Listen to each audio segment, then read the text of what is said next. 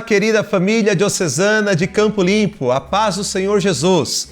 Sejam todos muito bem-vindos. Gente, chegamos ao último vídeo de estudo sobre a carta aos Efésios. Como eu já havia dito nos vídeos anteriores, vamos fechar então desta forma, com chave de ouro, o mês da Bíblia, com um aprofundamento muito rico sobre esta carta que é extremamente pertinente e necessária para os tempos atuais. Para encerrarmos estes vídeos, vamos estudar o capítulo 6, a partir do versículo 10, um texto muito conhecido, por uns chamado de combate espiritual, por outros chamado de armadura do cristão. Então, vem comigo em mais essa jornada. Gente, nós vamos então começar o nosso estudo a partir do versículo 10 do capítulo 6. Como é que nós temos que compreender este texto? Então, lá no capítulo 1, nós vimos que o texto começa ali com uma saudação, temos um hino com 6 bênçãos, depois uma perícope sobre a supremacia de Cristo, capítulo 2, ligado inclusive com o capítulo 4, nos seus primeiros versículos, o chamado à unidade. Lá no capítulo 5 também, a relação entre Cristo e a sua igreja, representada à luz do casamento e todas as implicações éticas, morais, a qual nós somos chamados a partir de uma vida nova em Cristo. Então o texto vai encerrar para nós trazendo como é que nós devemos, o que nós devemos fazer para nós vivermos esta vida nova em Cristo. As implicações morais nós já vimos ao longo do texto. Os compromissos éticos nós já observamos. Agora, precisamos compreender que a vivência de tudo isso, uma vida nova em Cristo, é verdadeiramente um combate espiritual. E é por isso que nós precisamos nos revestir da armadura do cristão, para nós resistirmos aos dardos inflamados do maligno. Acompanha comigo aí na sua Bíblia, Efésios capítulo 6, versículo 10. Finalmente, ou seja, o próprio texto, ele já está nos encaminhando para a conclusão. Finalmente, fortalecei-vos no Senhor e na força de seu poder. Aqui eu queria abrir um parênteses. Por quê? Gente, nós temos a fortaleza como um dos 7 dons do Espírito Santo. Lembrando que estes dons de santificação, os dons crismais, os dons infusos, eles nos são concedidos para a nossa edificação pessoal.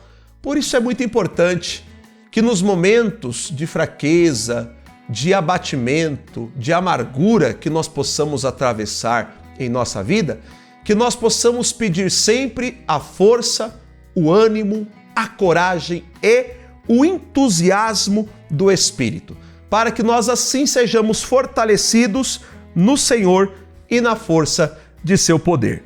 Versículo 11. Revesti a armadura de Deus, para poderdes resistir às insídias do diabo. Gente, para que é que serve uma armadura? Uma armadura, ela serve para trazer ali uma proteção para o nosso físico. A armadura era uma veste de homens que ali trabalhavam, homens que serviam nas guerras, justamente para que eles pudessem estar protegidos, principalmente de dardos, de lanças inflamáveis que eram ali lançadas sobre eles. Então Paulo, ele utiliza desta imagem também para nos chamar a buscar em Deus a nossa força, mas também a nossa proteção para vivermos de acordo com a sua vontade. Por isso, repito o versículo 11, revestir a armadura de Deus para poderdes resistir às insídias do diabo.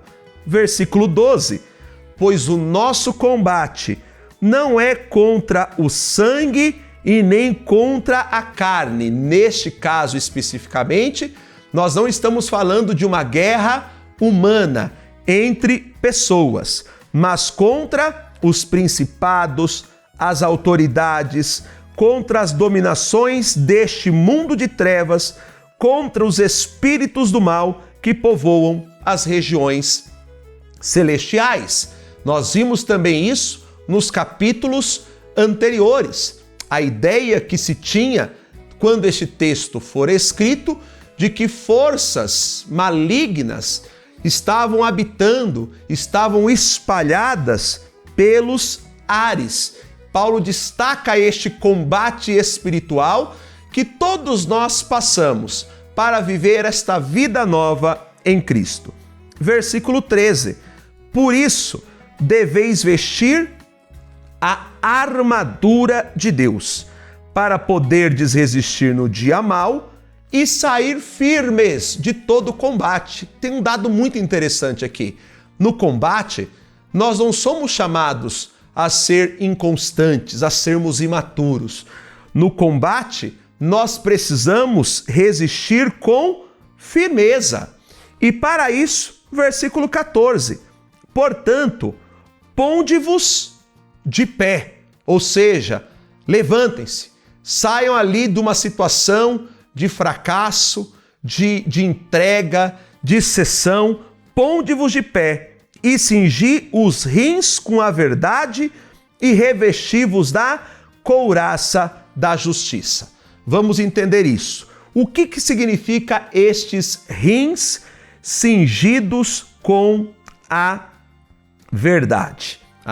Quando nós falamos de cingir os rins com a verdade, primeiro, precisamos entender que os rins, eles trabalham no corpo humano, na verdade, todos os órgãos trabalham em conjunto, por isso que nós falamos de um organismo.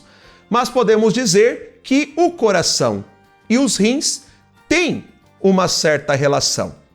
Por isso que os rins também são compreendidos como a sede dos sentimentos dentro das Escrituras.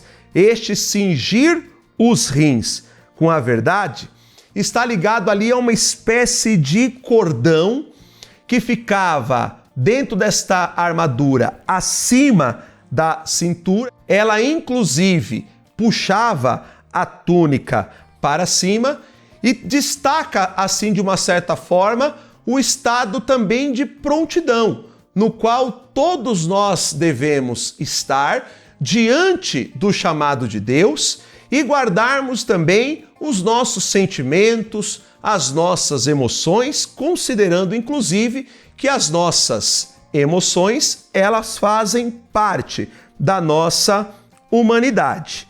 Relacionado ao cingir os rins com a verdade e revestir-se da couraça da justiça, nós temos também a questão ali de se proteger o peito. A couraça da justiça é uma espécie de peitoral que protege também o nosso coração. Um golpe no coração, ele pode ser um golpe fatal.